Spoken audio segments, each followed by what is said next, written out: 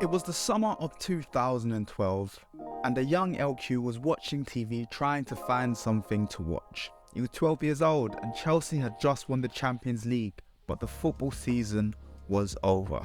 That is when he happened across a draft. He didn't know what a draft was. He didn't even know that there were sports in America that were different to sports in Europe. But he saw a draft for the NBA.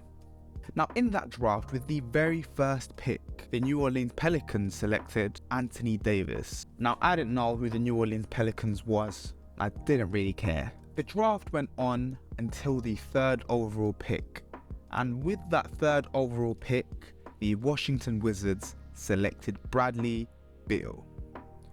Now LQ knew, and I knew, about the Washington Wizards because LQ had family out in America that lived in Maryland. So he thought, let me pick a team. And that is where my journey started. The NBA from 2012 to now. But there's so much wrong with the NBA today. The NBA is a cesspool of foul baiting, or bad contracts, and even worse refereeing decisions. But if I was NBA commissioner, my name's LQ, and let's talk about it.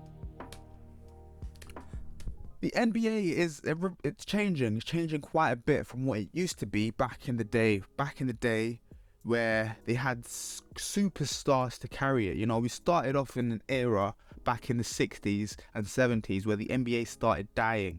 And then in the 80s came Magic Johnson and Larry Bird, two titans of the NBA who practically saved it from extinction, brought back the ratings. And then in 1984, we saw His Airness take the NBA to a whole nother level. Now we'll make another video on why I think Michael Jordan is the GOAT, but for now, let's just talk about how the NBA has changed from then to now. Now back then, the offense wasn't the level of offense right now. You wouldn't see many three-point shooters in that league. Back in the 90s and the 80s, you had three-point specialists, players like Steve Kerr, you know, some of the players like Reggie Miller, players that were quintessentially known for shooting threes. And now, if you're a player 1 through 3 and sometimes a 4, if you can't shoot a 3, there's no place for you in this league. And as the league constantly evolves, you see players have to learn how to shoot the 3. Brook Lopez was a post player, and then now suddenly he's a 3-and-D center. You know, he's having to guard the opposition's best player 3 through 5. And then having to shoot threes from the corner. The NBA's changed ridiculously. Has it changed for the better though? That is the question. You know, from the era of David Stern to now Mr. Adam Silver, has the NBA changed for the better? So we'll look at different aspects in which I think the NBA can be improved. First things first, refereeing decisions. The NBA's refereeing decisions have been abysmal. They've been really bad this season. I've seen players ejected for absolutely nothing. Just the other day in the NBA playoffs, James Harden was ejected for trying to push off another player while going for his trademark step back 3. He wasn't trying to aim for his lower area. He wasn't trying to hit him. He was trying to push him away. But the referees decided to eject him straight away. Joel Embiid, on the other hand, kicked a player in their groin area and he stayed in the game. We saw Draymond Green get ejected for stamping on Domantas Sabonis. Now, Draymond Green should have been ejected. But if Draymond Green is getting ejected in that situation, I think Domantas Sabonis should be ejected in that situation as well. We've seen terrible refereeing decisions. I don't care what anybody tells me. The Sacramento Kings Golden State Warriors series.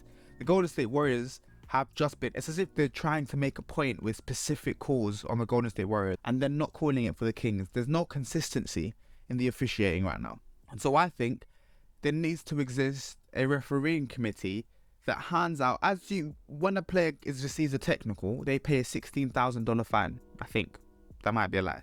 I think referees need to pay fines as well, but obviously proportional to a general refereeing contract. But I think they should be punished for their failures. You know, I'm always one to say that rewards encourage more than punishments discourage. But I think at this point it's hard to reward referees because they don't make many good decisions, and it's essentially their job to make good decisions. Like the standard refereeing game that's good is a game where nothing bad happens. You know, if something bad happens, the referees had an okay game. So it's hard to reward refereeing decision. So I think first things first, if I was NBA commissioner, I would fine referees. Number 2, I would bring back hand checking. It's so hard to play defense these days. These days, I play pickup basketball, and in the gym, I'm putting my hand out and getting called for fouls. I'm not even in the NBA. Boys, I'm not in the NBA. Why am I getting called for hand checking? But I think hand checking does serve a purpose. Hand checking allows the defense to cover the player. It stops them having to defend with their position, you know. You can guide an offensive player to where they want. And even so, even with hand checking, good offense will still beat good defense. Because now, if I have my hand out and somehow my hand touches them, it's not a foul. You don't just get to shoot 15 free throws a game. I'm talking about you, Joel Embiid. Bring back hand checking. Number 3 isn't a thing that's happened yet, but I'm telling you, do not put a mid-season tournament in the NBA. I'm a football fan. I support Chelsea my whole life. My dad's raised me as a Chelsea fan. I've watched football before I started watching basketball. You start bringing in mid-season tournaments and players won't care about it. They'll just sit out the games that are involved. I know it will affect their record, but it won't be the same, you know, because the mid-season games won't, like, let's say it's a mid-season game between the Rockets and the Denver Nuggets. The Denver Nuggets are trying to play for a playoff spot, so they won't give 2 hoots about this mid-season tournament. So they could rest their players knowing full well it doesn't matter if we lose this game. So number 3, this is to you, Adam Silver. Don't put in the mid-season tournament. I mean, I know you already have, but that's my 3rd thing as NBA commissioner. Number 4, we need to solve load management. I think there has to exist some form of ruling with regards to players sitting out when it comes to conditioning. You know, when they sit out for load management purposes, there needs to be fines upon teams. There needs to be something that discourages a player having to sit out for ages, because once you've been sitting out one game and then playing another game and then sitting out another game, the load management doesn't really hurt you because you're hot, cold. Doesn't really help anyone. So for me, the load management needs to be booted out, and not by making it a game minimum, but by harming the executives. The executives essentially make the decisions. Get at the general managers by fining the teams, or by giving them more punishment, or by taking away picks if need be. If a team purposely load manages on a player, because it's at detriment to the entire league, essentially. It's stopping us seeing matchups that we've loved to see. It's stopping us from seeing games that we couldn't possibly imagine. Classic games, multitudes and multitudes of classic games that we're missing just because players are load managing. And for me, I live in the UK, so if I want to go out now and watch the Washington Wizards, my favourite team, play, and I hear Bradley Beal sitting out because of right knee soreness, it doesn't help my fandom a lot, does it? And then I become turned off and then I stop watching. You know, it doesn't really happen in football a lot. You know, I know teams prioritise the Champions League. They're not going to be load managed every other game, you know, in the Premier League and such. And so for that, you might just have to reduce the amount of games in the NBA as well.